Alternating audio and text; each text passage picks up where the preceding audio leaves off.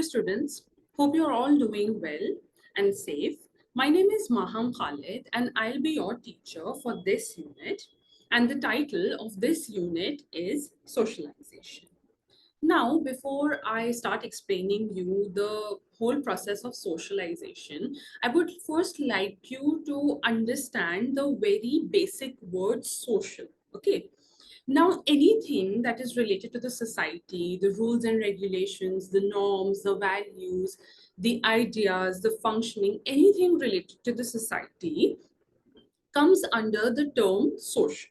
Okay, so we will be studying this term socialization in depth.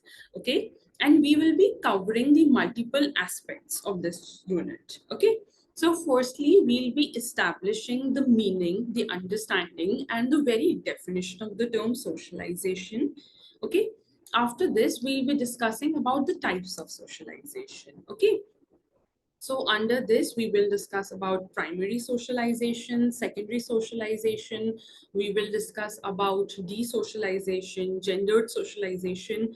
So like from this, we can understand that it is a multi-layered concept, okay? Then we will study about the theories of socialization. Now from theories of socialization, we will be covering multiple theorists from the different schools of thoughts in sociology, okay? And we will be studying about their perspectives, their study, their research on this concept of socialization and how it is relevant, okay? And then lastly, we will discuss about the agents of socialization. So under this, we'll be discussing about the peer groups, the family, the school, and everyone, okay, who helps us understand the very running and the very concept of society, okay? Now, coming to the first very important slide, that is what is socialization. Okay. Now, socialization, it is a very important process because it helps us in the functioning and the continuation of society. Okay. So there are different societies, there are different families who have different other methods to train their newborn members. And these new members, they slowly and steadily, they become self-aware. They develop their own personalities, they develop their own understanding. Okay. So this is the very simple explanation of the term socialization. Now, socialization is a process of learning rules, habits, and values of a group to which a person belongs. Okay, so once the child they slowly becomes aware of his or herself, they realize that they are member of a group, right? They are a member of a certain gender, they belong to a certain religion. Okay, there is a certain setup, the cultural setup. There are certain rules and regulations which they need to follow. Okay, so the person slowly and steadily they gain knowledge about the culture. Okay, they slowly and steadily gain knowledge about the society in which he or she is born. They slowly steadily understand about the family. Okay, so the second element of socialization is also that it is considered as passing of culture from one generation to the next, right? So as we are all aware of the term khandan, right? So like there are stories, there are certain traditions, there are certain ways of doing things.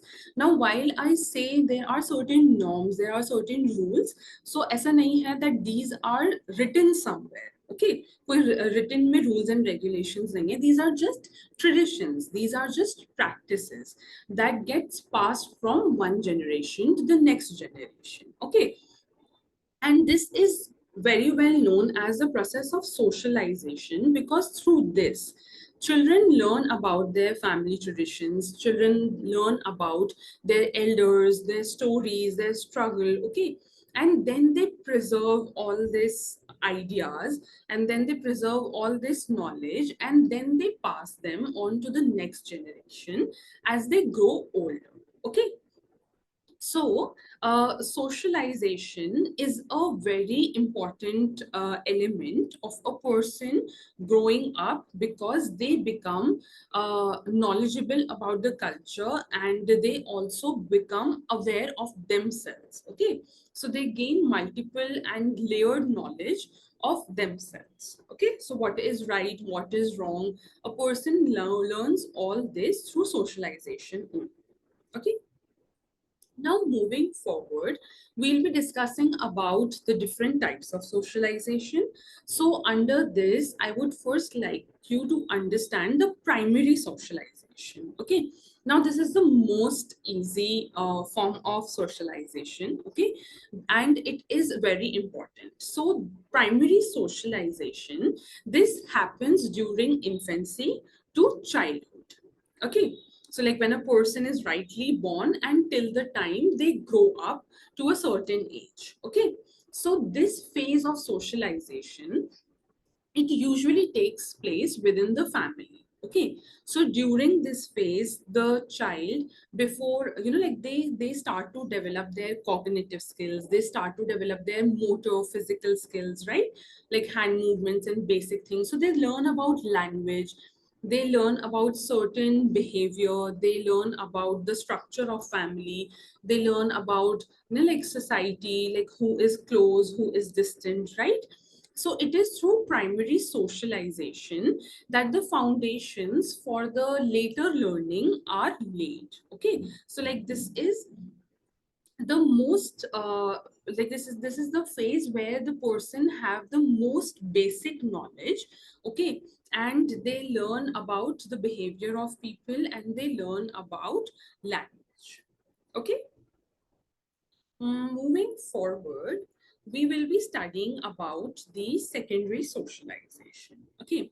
Now, secondary socialization, it occurs when an infant he passes into childhood phase. Okay, and then they continue to grow and step into the phase of maturity. Okay, like when they start understanding certain concepts, when they have the basic knowledge, when they have the basic understanding of the language also. Okay, so during this phase, apart from family, the other agents start to enter. Okay, so these agents would be school, these agents would be friends. Okay, so they learn about different other aspects. Okay, and they learn to play a role. Okay, and all these factors, they significantly contribute towards socializing a child.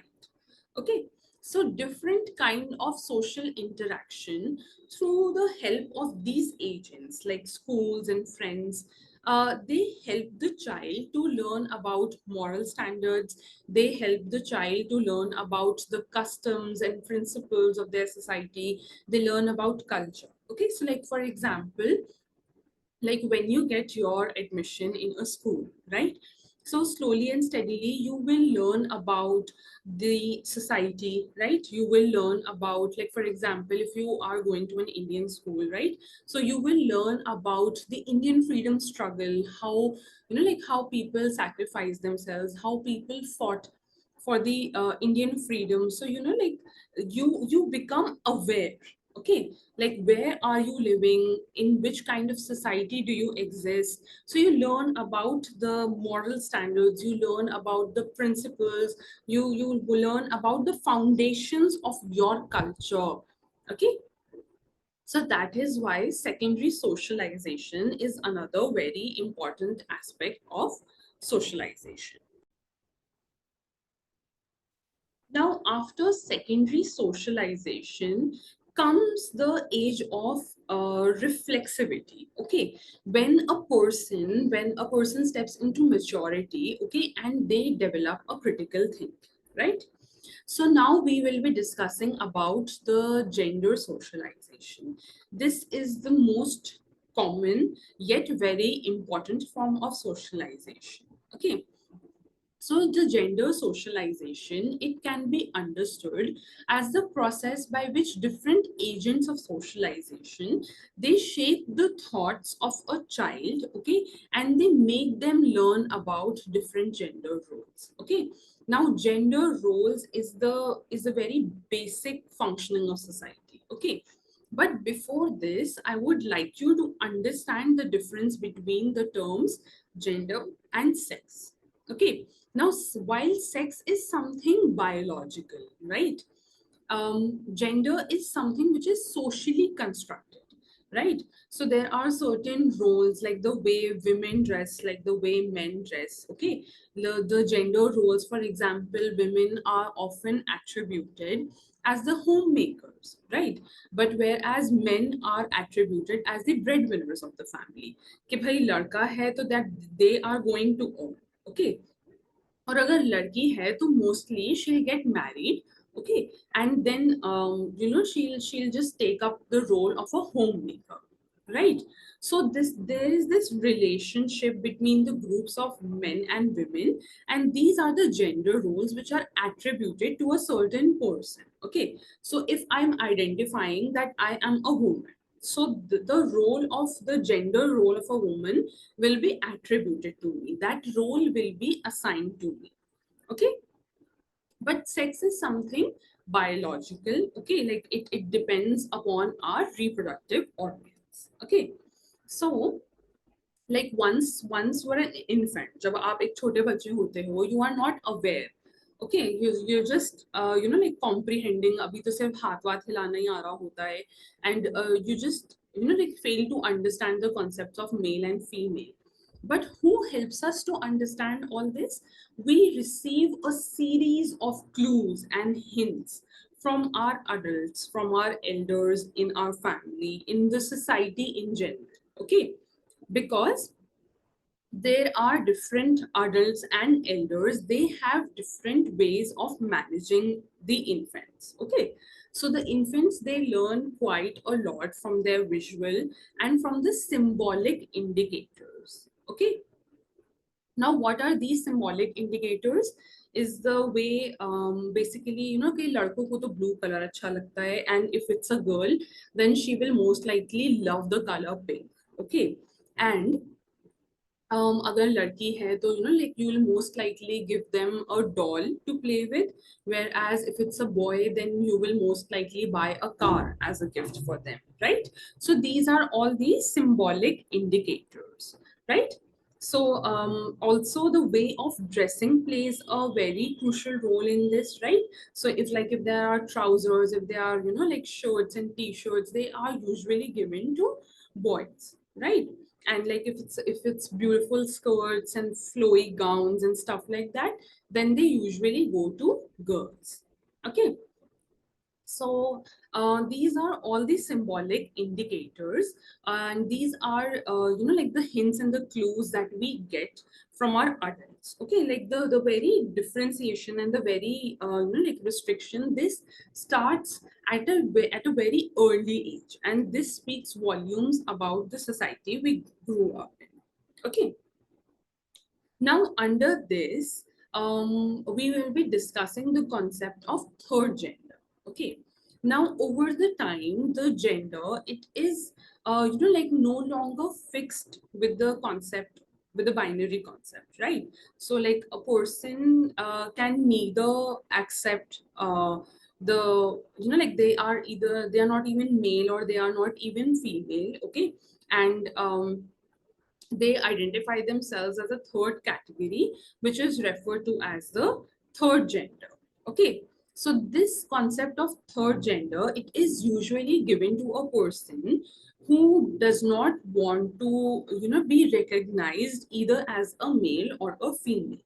Okay, now, there is also a lot of negative connotation around this third gender concept, like most of the time, right? But like people are expanding their horizons. Again, they are accepting the concept of gender fluidity also. That a person can, like they can clearly refuse not to be identified as a male or a female, right? So this term third gender, it is often used to describe hijras also, especially in the context of India, like South Asian countries, India, Pakistan, Bangladesh, and countries like this. Okay.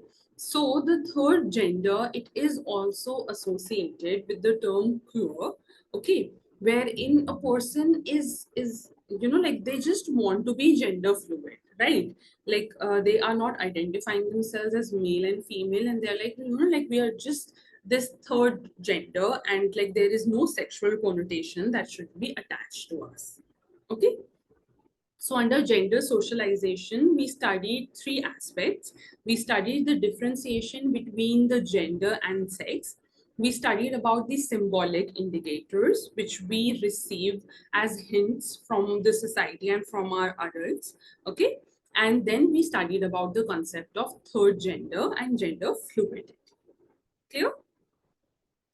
Now moving on to the another type of socialization that we're going to study is that of anticipatory socialization. Now, this concept of anticipatory socialization, it was introduced by Robert K. Morton in the year 1957.